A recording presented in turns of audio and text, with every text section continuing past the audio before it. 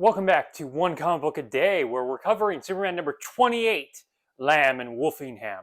Now, when I actually read this comic the first time, I didn't realize that Wolfingham was indeed a recurring villain. He had shown up once before and was very confused at the fact that he doesn't really get an introduction in this comic. He's actually from the Action Comics story about the silent era film stars building their own studio.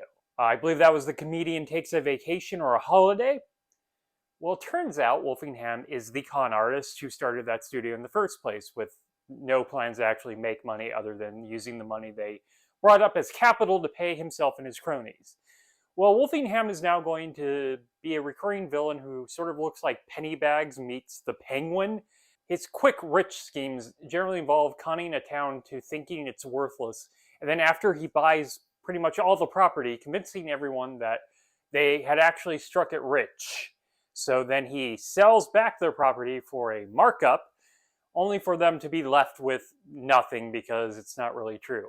But that's not what really happens. There's always a twist. So Wolfingham, after a cyclone, is sent to this farm town on the outskirts of Metropolis. It barely survives and people are not doing very well. Well, he finds a little bit of oil in a well. It's just oil that's spilt into this well, so it's not actual oil, but he uses it later. He buys everyone's property and then convinces them that there's oil on this property and it's actually very valuable, so he starts buying it back. This is when Clark and Lois arrive in town, and Clark sees through the small amount of oil immediately. So he's mad. Lois ends up getting found out by Wolfingham because Wolfingham recognizes her and tries to kill her because Superman's too busy with other things. Superman ends up having to save her because Wolfingham's so stupid he accidentally lights the barn on fire he was in, which happens to be where Lois is hiding. When Superman's hiding with her underground, he finds that there's actually an oil well. Yeah, that's the twist in these stories, is that they're actually rich with something, maybe not specifically what Wolfingham was after.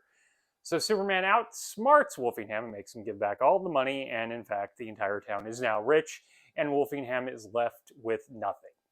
These are not very good Superman stories. Wolfingham is not a very interesting villain. He's just a con man who's going to be doing surprisingly the same thing at least 2 more times. Like, he's so unremarkable that I recorded the video of the first Wolfingham story without even realizing that he had returned as Wolfingham, because I have been completely bemused by the later issues of Wolfingham and who the hell he is. I didn't even recognize him when I had to go through his first story again.